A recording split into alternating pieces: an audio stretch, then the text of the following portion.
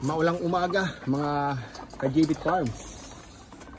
Ito, ganda na kalalaki yung mga ano natin, no? Yung mga kakarels natin. Going to 4 months old. Team first batch natin. Sorry na lang sila, konti na lang. Dahil yung iba nakuha at nabili na. Ito, mga for sale pa rin to pag may mga makakursunada.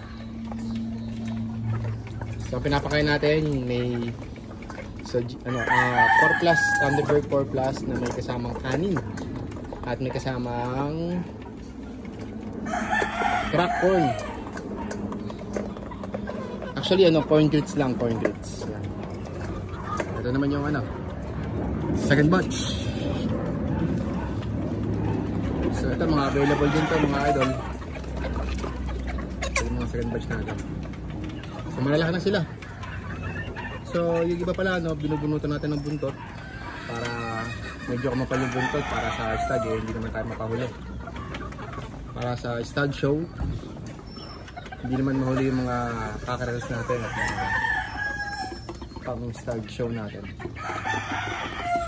Yung mga contestant natin yan. Sila mga idol.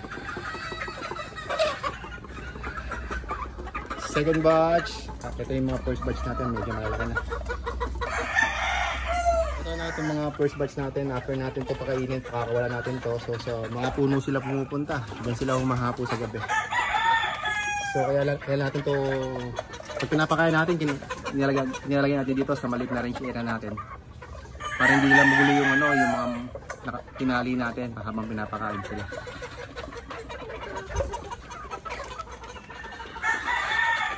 So good day mga ka-JBit Farms.